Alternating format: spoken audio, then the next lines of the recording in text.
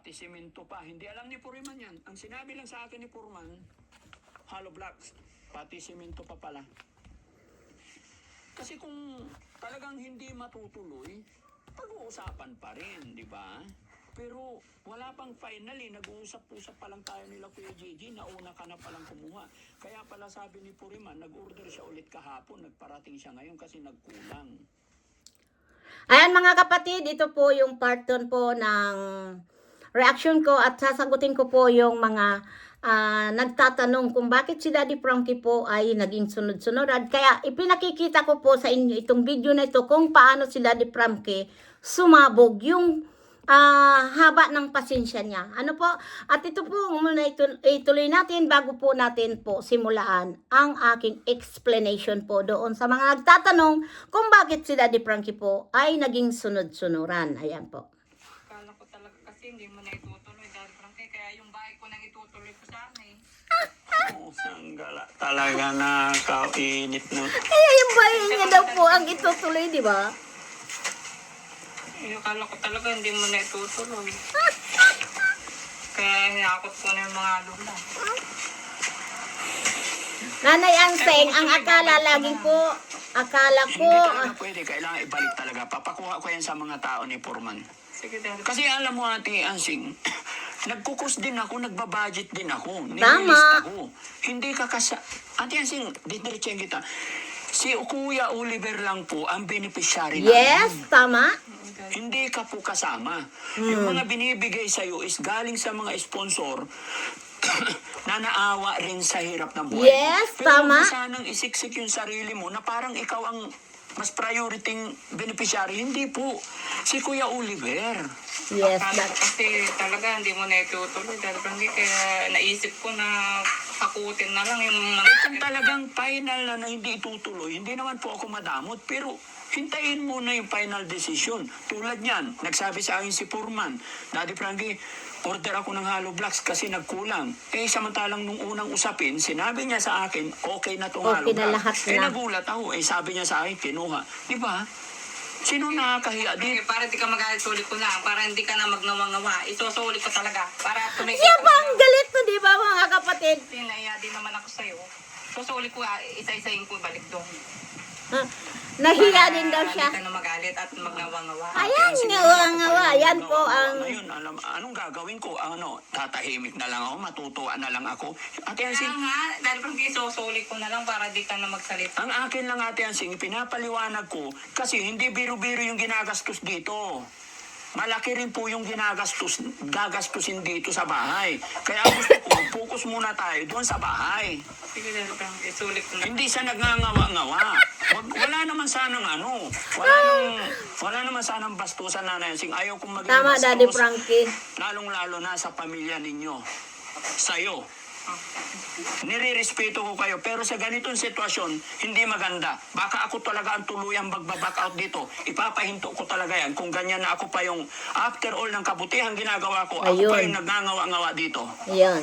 Diba? Si Kuya Oliver, ang iniisip ko, yung kapakanan niya.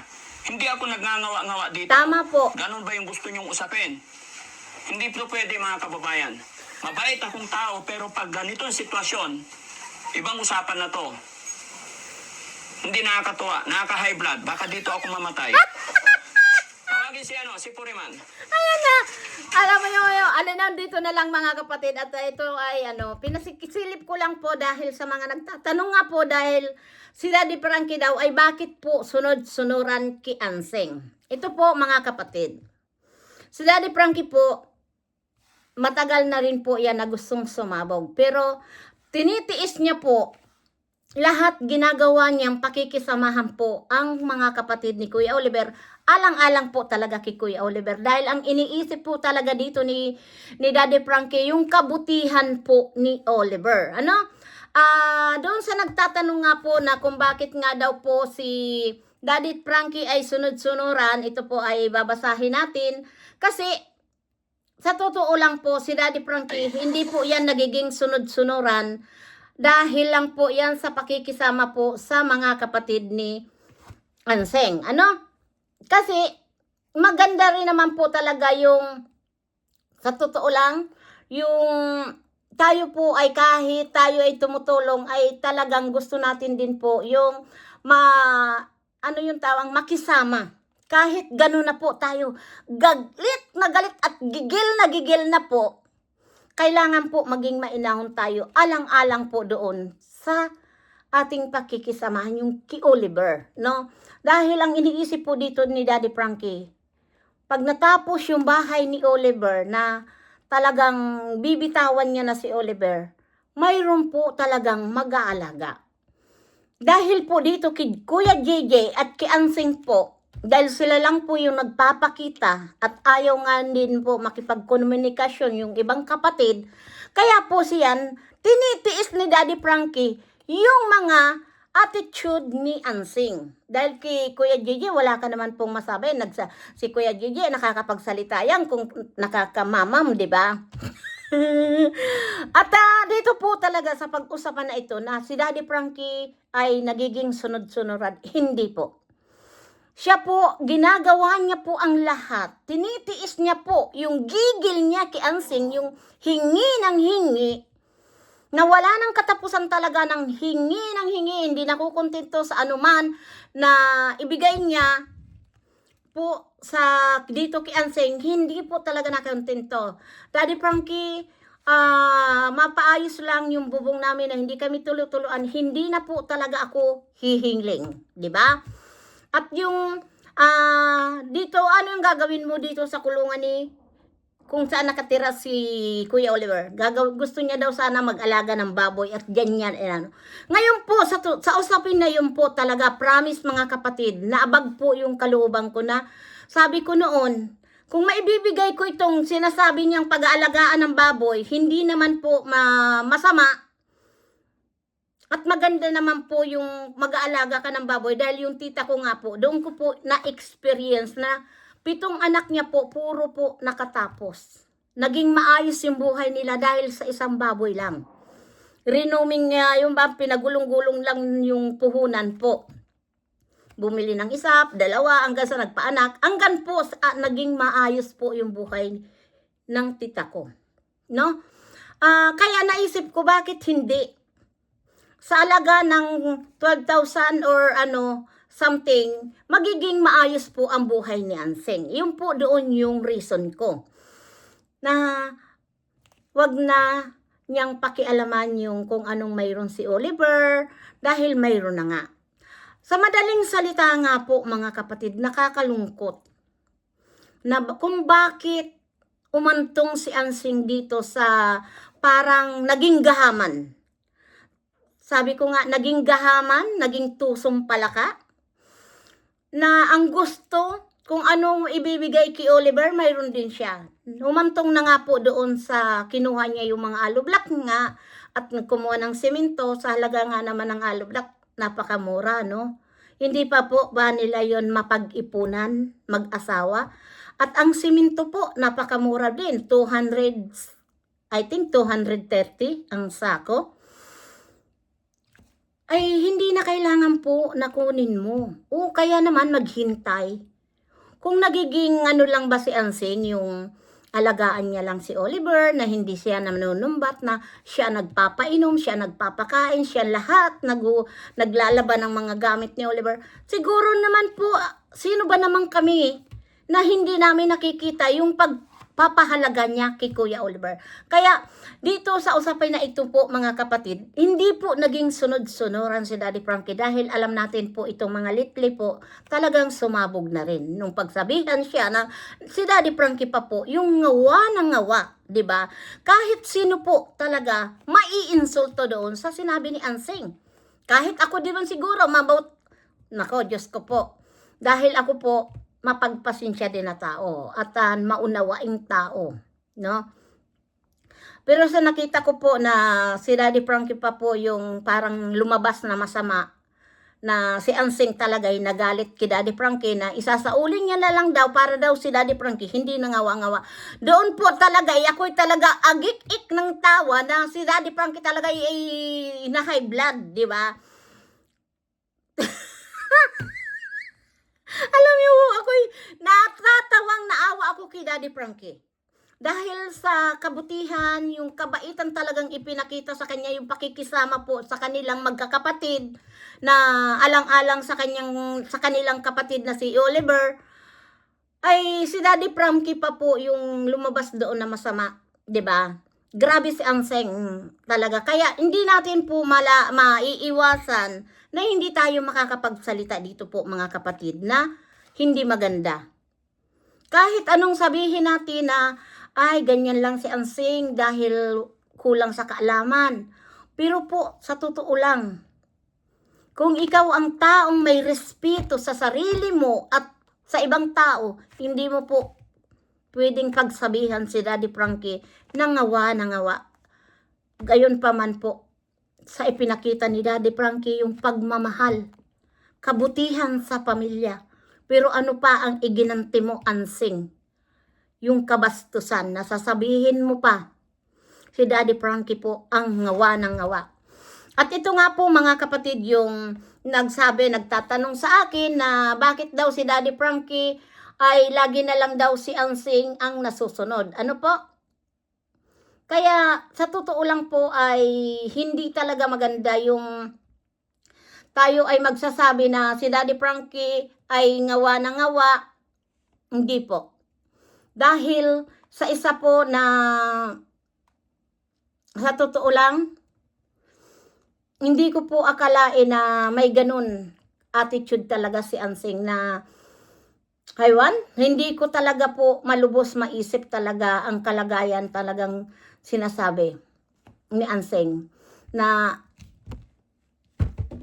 si Daddy Frankie pa yung magngawa. Ay mabuti nga si Daddy Frankie ganun lang po mga kapatid yung sinasabi niya na ngawa ay ganun lang yung mga sinabi niya. Pasalamat sila na hindi po talaga nakaka-high blood talaga po yun. At ayan yung nagtatanong po sa ating kaibigan na kung bakit si Daddy Frankie ay naging sunod-sunuran. Hindi po si Daddy Frankie sunod-sunuran. Yung bang inuunawa lang niya po yung sitwasyon po ni Kuya Oliver na yun nga, lahat gagawin ni Daddy Frankie alang-alang po kay Kuya Oliver na sabi ko nga, pag-uusap namin ni Daddy Frankie na narinig ko nga na si Michelle Japina ay nagbigay ng 5,000 at ibibili din daw na baboy at dadagdagan na lang ni Daddy Frankie na maging 2. Ngayon po, kinausap ko po si Daddy Frankie, narinig ko yung video ni Daddy Frankie nagbibigay ng 2 baboy, alang-alang kay Kuya Oliver. Gagawin ko po yung 2 baboy, gagawin kong 4 na baboy. Sinabi ko yan kay Daddy Frankie. Daddy Frankie, 2 rin sa akin. Para si Kuya GJ, hindi na po siya kung saan-saan pa pumunta at alagaan niya na lang si Kuya Oliver at doon siya mag-focus sa 4 na baboy. Malaking bagay yan. Alimbawa po, nauna yung kay Daddy Frankie at lumaki, pwede po niyang ibenta yun. At susunod po yung sa akin, na matapos lang po ang bahay ni Kuya Oliver, bibili na po si Daddy Frankie na 4 na baboy. At yung po, hanggat po na maliliit pa, magsusuporta po ako sa pagkain ng baboy. Para si Kuya Oliver po, mag-focus si Kuya GJ na mapainom niya ng gamot at mapakain niya at mabihisan niya ng maayos. Dahil si Kuya Oliver po ay parang bata.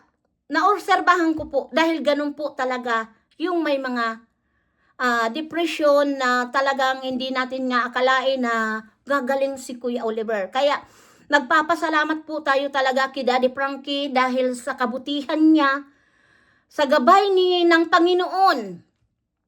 Ngayon si Kuya Oliver ay napagaling po. Dahil yun sa effort po ng team ni Daddy Frankie. Kaya bilang isang supporter ni Daddy Frankie, magbibigay din po ako ng 2 baboy at pagkain ng kanyang baboy. Yan lang po ang maipapangako ko. At ako po kasi ay gusto ko rin po makatulong kay Daddy Frankie dahil nakita ko po yung kung paano po siya tumulong sa ating mga kababayan, lalong-lalo na po sa may mga depresyon at senior. Yun ang natutuwa po ako. Dahil doon talaga po ako nag-focus noon, that time na yung mga tulungan, mga nanay na walang mga kakayahan. At kasi po ako, wala man video, tumutulong po talaga ako sa iba nating mga viewers, at sa mga ako po ay nagpapaaral din. Nagpapaaral ako sa mga pamangkin ko, nagtumutulong po ako sa pamilya ko. Yan po ay mga walang video. At i-upload ko po. Ipapakita ko po kung yung last year na nakagraduate po at ngayong time na to, na pareha silang management po. Hindi po ako yung sasabihin nyo nagyayabang. Wala po yan. Mabanggit man po ang pangalan ko, hindi. Ang Diyos nakakakita po. Yung po dito yung nasasabi natin na tayo po ay handang dumamay sa ating mga kababayan. Na talagang dahil ako po, galing din po ako sa mahirap na pamilya. Nagsikap na makita natin po ng kaunting biyaya. Kaya po yan, ibinabahagi ko po. Di ba po, mga kapatid? Sana po, yung nagtanong po na kung bakit si Daddy Frankie naging sunod-sunuran, hindi po si Daddy Frankie naging sunod-sunuran kay Ansing. Naiintindihan ko si Daddy Frankie dahil pumukus lang talaga siya kay Oliver. Dahil yung awa niya sa kalagayan ni Oliver, doon po talaga siya talagang pumupukos na gusto niyang mapabuti talaga ang Malay mo nga naman, magkaroon ng pamilya si Oliver. May bahay na maayos na matitirahan. Sabi nga ni Daddy Frankie, kaya siya tumutulong ng ganun dahil binibidyuhan niya si Oliver. Doon niya po kinukuha ang pagtulong niya kay Oliver. Kaya nakapokus po siya dito kay Oliver. Dahil ito po si Ansing, hindi talaga po nakukontento kung anong mayroon na ibinibigay sa kanya. Ngayon, siguro naman magpupukus kami kay Kuya JJ, basta lang po maalagaan si Kuya Oliver. Yun lang po ang opsyon namin dito. Sa kabutihan po ni Kuya Oliver. Hanggang dito na lang po mga kapatid, at sana po maintindihan niyo po ang kalagayan ni Daddy Frankie. Hindi po siya sunod-sunuran kay Ansing. Tandaan niyo po, ang mabait kapag nagalit, ay nako, daig pa po yan ng Daddy Frankie, talagang ako'y tuwang-tuwa sa'yo, no? Dahil hindi ko akalain na ganun pala po pag na puno ang salok. 'Di ba? Hanggang dito na lang mga kapatid, always support Daddy Frankie at ang kanyang team, Allen Rochelle Vlog. Ayan, supportahan po natin. At kung hindi pa po kayo nakasubscribe, please subscribe po. At pakisama na rin po si Malo de los Santos. Marami pong salamat sa mga viewers na patuloy po na nagsusuporta. At maraming salamat din po sa supporter ni Daddy Frankie na hinayakap po si Malo de los Santos. Thank you so much mga kapatid, at please support ang team ni Daddy Frankie po at ang team na reactor ni Daddy Frankie. Kami po yan. Nandyan si Inday Okray, Ballpoint Man, Ballpoint Mix Vlog, Malo de los Santos, at yung iba pa po. Gilay, Reyes, ayan. Thank you so much po. Shout out po sa inyo lahat. God bless you. Sana po ay pagpalain kayo ng may kapal. We love you so much mga kapatid. Mabuhay tayo kapag may alam, hindi tayo malilinlang. Thank you so much. Bye-bye.